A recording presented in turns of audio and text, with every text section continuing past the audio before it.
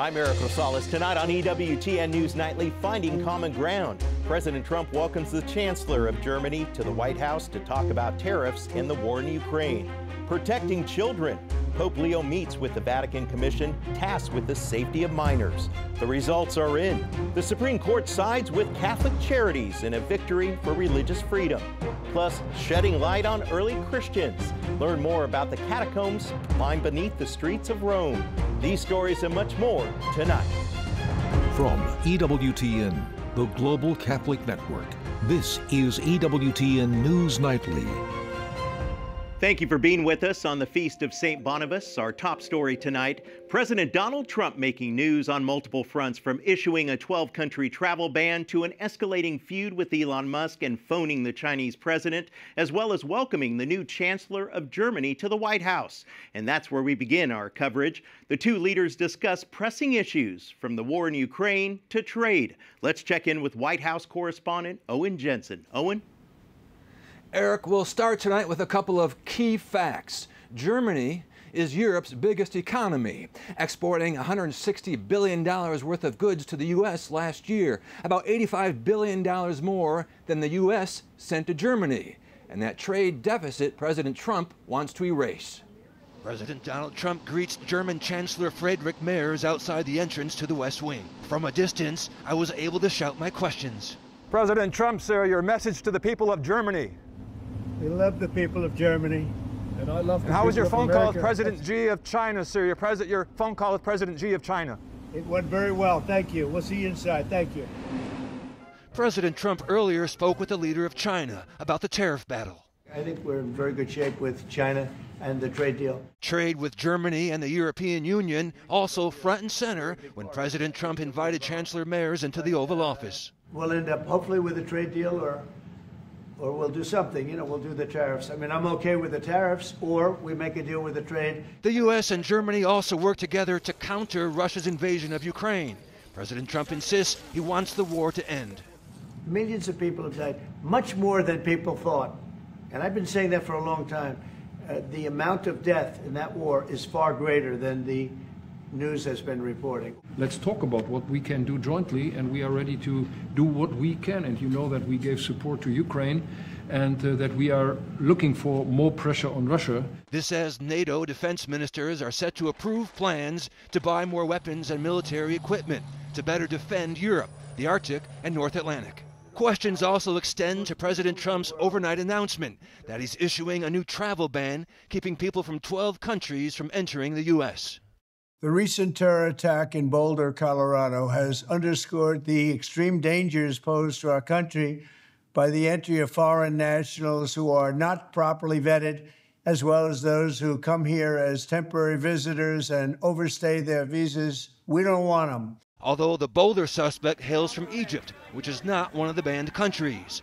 Critics argue the list of banned countries also does not make sense because it ignores places like Saudi Arabia, where most of the September 11th terrorists came from. Seems to me like he cherry-picked which brown people he wanted to exclude. They do have a responsibility to act responsibly in terms of who comes into the country, but we'll see where this all shakes out. President Trump also says he invited President Xi to visit the U.S., and President Trump has been invited to China. Now, the two world leaders spoke for about an hour and a half this morning, and they agreed to have their trade teams meet very soon. At the White House, Owen Jensen, EWTN News Nightly. Thank you very much, Owen. For more on the president's call with the Chinese president, let's bring in Sir Rob Gupta. He is a senior fellow at the Institute for China-American Studies. Thanks for joining us. First off, we want to talk to you about this very important call with the president of China. What can you tell us about it? What I can say is that the two countries did have a deal, or at least a framework deal of the outlines of what they were looking for in terms of their trade tariffs, which have been paused. Now, there were certain inconsistencies with regard to how both sides interpreted the deal. This was particularly with regard to the flow of rare earth elements from China to the West and to other countries. I think Mr. Trump knows that the tariffs are disruptive to the overall economy, so he wants to get his trade deals done quickly, and he wanted to thereby move forward quickly on this hindrance that had arisen in U.S.-China negotiations, and that's the reason I think for this call. And it was a long call, means they obviously had a very substantive discussion. Oh, yeah, most definitely. And it was just last month, I believe, that it was in Geneva that the two sides actually got together to lower tariffs for 90 days as they worked out a broader deal. Now, what does Trump's first term tell us about that? You know, Trump's first term was littered with quite a lot of 90-day arrangements where they would try to negotiate, and sometimes there were kind of preliminary deals, but they turned out to be sort of false starts. Frankly, there were 3 90-day deals, and the third 90-day deal did realize an agreement. It was called the Phase 1 trade agreement, which had large number of managed market purchases, as in China would purchase a particular amount of U.S. ag products, natural gas, other products. I think that's what they're aiming for, shooting for again this time, what Mr. Trump is shooting for. But what Trump one does tell us is that nothing is certain until it's actually signed, and even when once signed, is not certainty with regard to its full implementation. That happened right during COVID time, we have to understand though. Switching gears a bit, let's talk a little bit about China and the U.S. relations and their relationship to threats against the United States. I mean, a lot of lawmakers up on Capitol Hill, they're really concerned about the land that's being purchased around U.S. military bases. And there is a true threat from China, is there not? Oh, there is a threat from China. I mean, China is a strategic adversary. There's a broad consensus across the U.S. political spectrum and elsewhere in the West also. For example, in Australia, they're having the same debate with regard to a Chinese port holding, which is very close to a military facility. So there's no question about it. Now, the area where this becomes a little challenging is, you know, for Mr. Trump, his philosophy is don't export to the United States. Come to the United States, invest here, use American labor, and produce for the American consumer. But then that raises the question if the Chinese want to invest in America. Mr. Trump seems open to it, but I think a very large number within his Republican constituency just don't want to see those sort of investments from China, including in farmland. And so this is a debate that the Republican Party needs to hash out within itself, and Mr. Trump too. Hey, we appreciate the insight. So Rob Gupta, thank you so much for joining us. You're most welcome. Now to the ongoing feud between President Trump and Elon Musk, which started about the big, beautiful bill, but has now gone much deeper. And, you know, Elon's upset because we took the EV mandate, and, you know, which was a lot of money for electric vehicles. And, you know, they're having a hard time, the electric vehicles, and they want us to pay billions of dollars in subsidy. President Trump adds that that's been in the bill from the very beginning, and he's surprised at the tech billionaire's reaction now. Elon Musk responded to the president's criticism by posting a message on X. He wrote, "Without me, Trump would have lost the election. Dems would control the House, and Republicans, well, would be 51 to 49 in the Senate. Such ingratitude." The president says he's very disappointed with Elon Musk. Meanwhile, on Capitol Hill, the fight over the One Big Beautiful Bill continues in the Senate. Republicans are gearing up to make some very big changes. Some key issues that could derail it: tax provisions and adding to the national debt, which currently stands at $36 trillion. Some GOP senators, like Rand Paul of Kentucky, are digging in. We can't accumulate more debt. $2 trillion in debt this year is too much. If you're going to borrow $5 trillion, it means they're going to get to that limit within the next year or two. They're planning on spending $5 trillion they don't have, and I'm just not for that. The nonpartisan Congressional Budget Office projects the bill would add $2.4 trillion to the national debt over the next decade. To help narrow that gap, Republicans want to make tax cuts permanent. They say it's critical.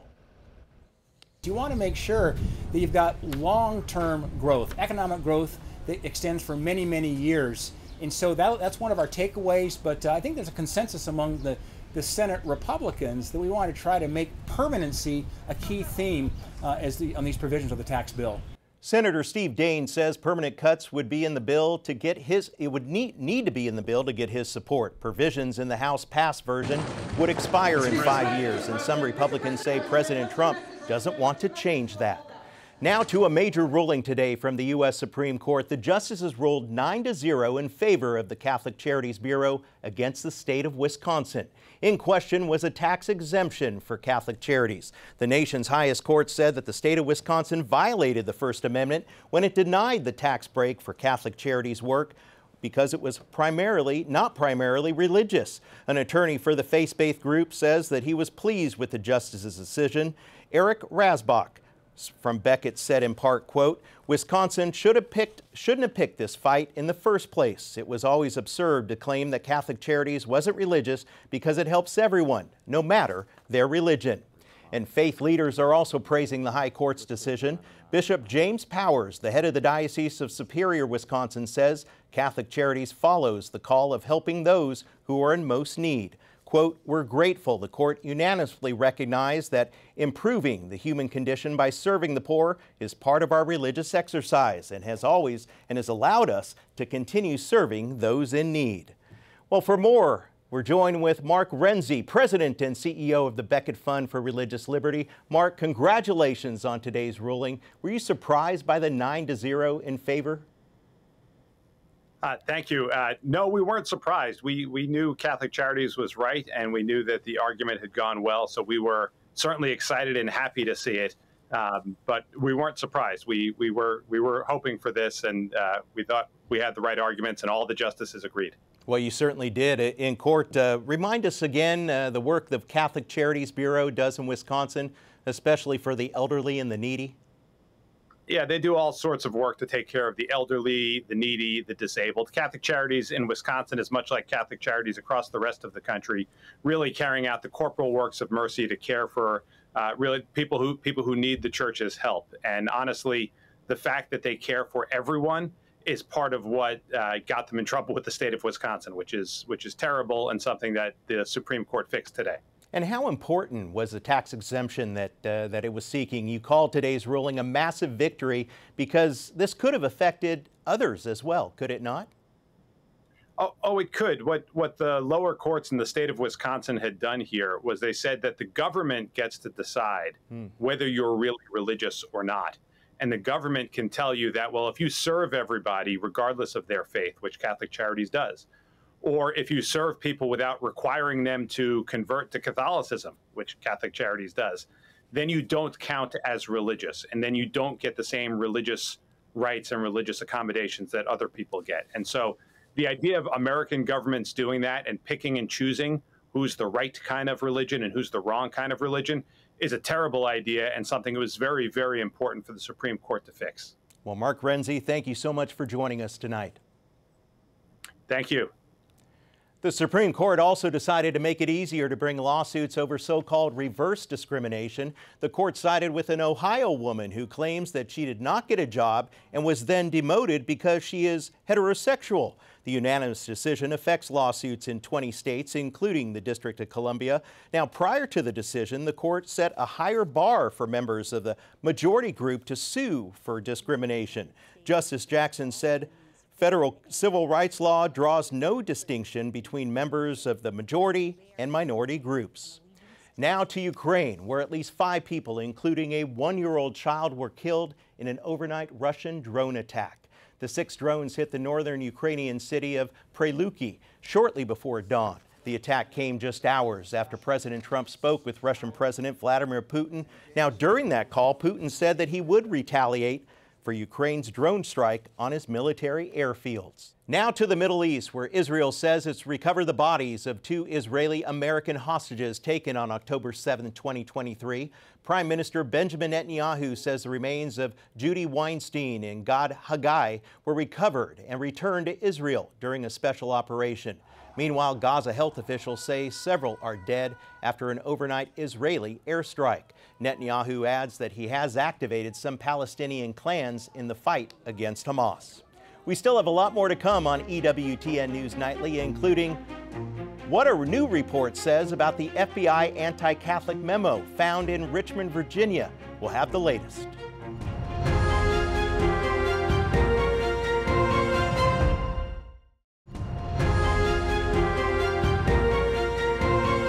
Welcome back. The Senate Judiciary Committee says anti-Catholic language has been found in 13 more Biden administration-era FBI documents.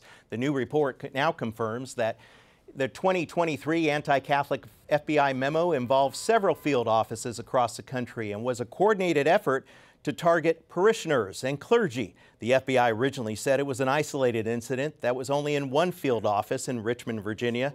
Judiciary Committee Chair Senator Chuck Grassley is now requesting FBI Director Kash Patel provide more documents to the committee. For the first time in his papacy, Pope Leo XIV was met with members of the Vatican's Child Protection Advisory Commission.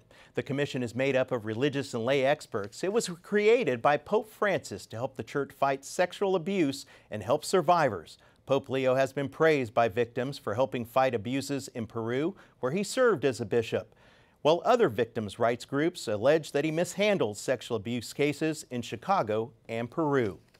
Vietnam ends its long-standing two-child policy amid declining birth rates. The measure took effect in 2009 to try and prevent overpopulation. It's now up to families to decide how many children they want. The Egyptian government now says that it will not undermine a Greek Orthodox monastery that dates back to the 6th century. A recent court ruling said the state owns the land. Right now, St. Catherine's Monastery sits on it. The court adds that the monks could continue to use it, but it raises major concerns in Athens within the Orthodox community. St. Catherine's is one of the world's oldest monasteries. Pilgrims have visited it for more than 1,000 years. Years ago, a Catholic priest in Scotland made a promise. He said that he would visit the homeland of a man from Nepal whom he just baptized. Now, Father Ninian Duhan completed that promise, but he had to climb the world's tallest mountain to do it. Mount Everest stands more than 29,000 feet. Its first successful climb was way back in 1953. One of the climbers left a wooden crucifix blessed by Pope Pius XII. The father did his trek last month. He climbed more than 17,000 feet to the Everest base camp, where he celebrated Mass for world peace. Earlier this week, he spoke with EWTN's Tara Mergen.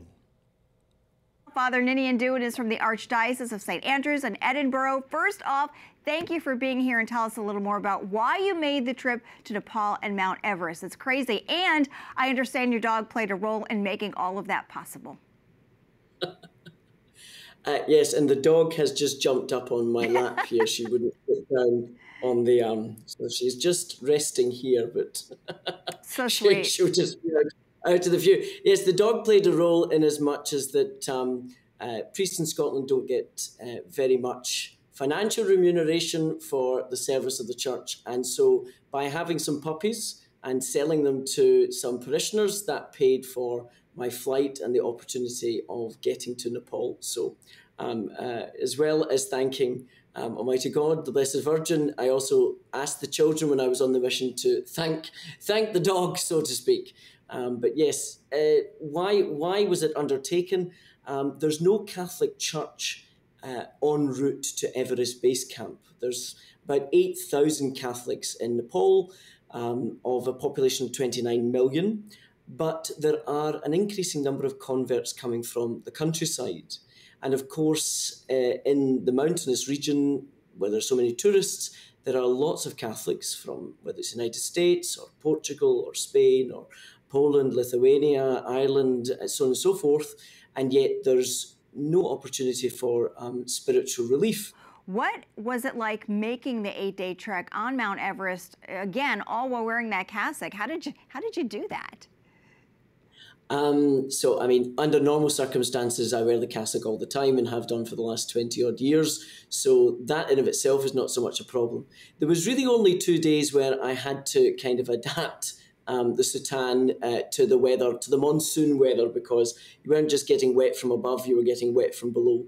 And so I had to hike up my cassock just a little bit, but without sacrificing modesty. So, but as far as the physical journey is concerned, even people who are particularly fit, altitude sickness can affect people randomly.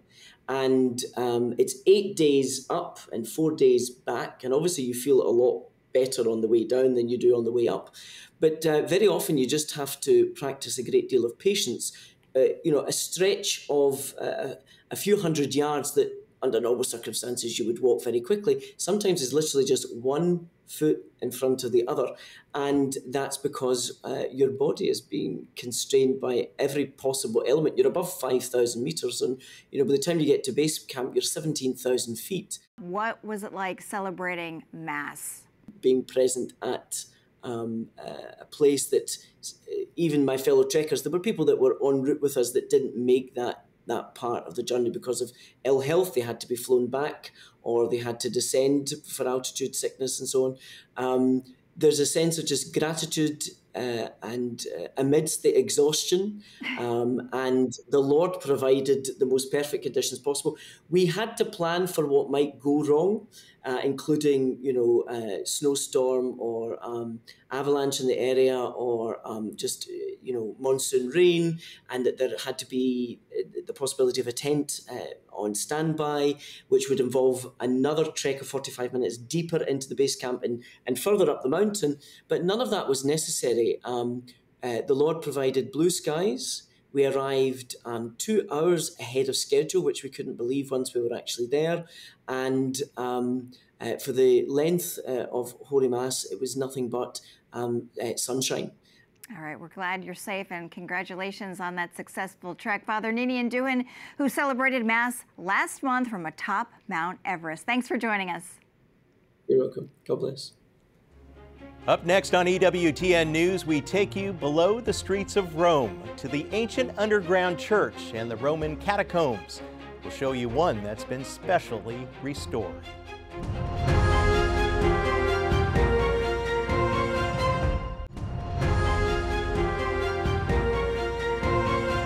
For the Jubilee, a special tomb in Rome's largest catacombs has been restored, drawing more pilgrims than ever before to the ancient underground cemetery. EWTN's Vatican journalist Benedict Sedegren has more. Beneath the bustling streets of Rome stretches a vast but hidden network of maze-like tunnels. These are the ancient catacombs where the first Christians gathered in secret and buried their dead. These underground cemeteries, nearly 2,000 years old, hold some of the earliest evidence of Christian faith. And in the care given to the remains of the faithful departed, we see the early church's belief in the dignity of the human body and hope in eternal life. The catacombs of St. Calixtus, named after the deacon appointed by Pope Zephyrinus to oversee the cemetery, date back to the 2nd century and is often considered the largest and first official Christian cemetery in Rome.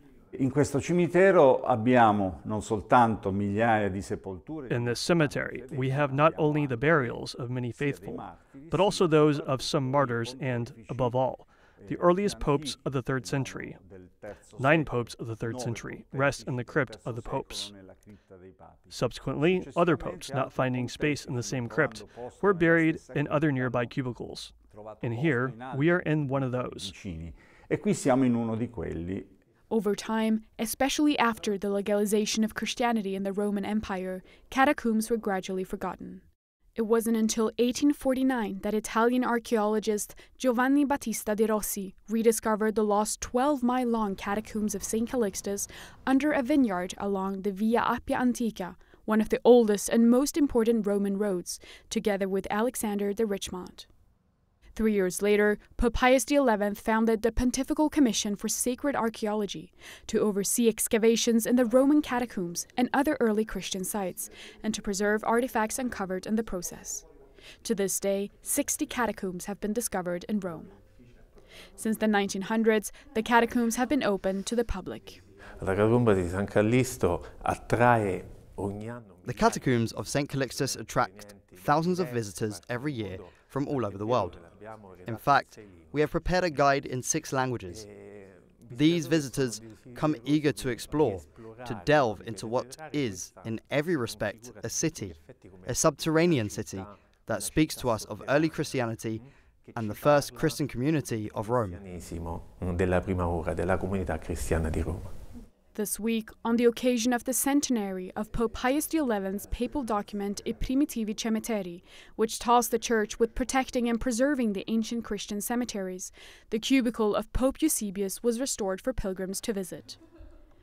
Pope Eusebius, who served as Pope for just a short time in 310, faithfully defended the Church's discipline toward those who had fallen away during persecution, a stance that led to his exile.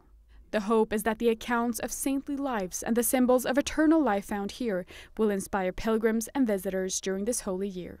During the Jubilee, which has hope as its theme, one simply must come here, because everything here speaks of hope. Nothing speaks of death. There is no dark, heavy, or depressing view of life. Instead, there is a vision full of hope and trust. Everything leads to the dream of paradise, to embrace this passage for which Christ has opened the doors to us. In Rome, Benedict Cedergren, EWTN News Nightly. What an incredible discovery. We want to thank you for watching tonight. Remember, you can follow us on social media, Facebook, X, and Instagram at EWTN News Nightly. I'm Eric Rosales. Have a great night. Y vaya con Dios.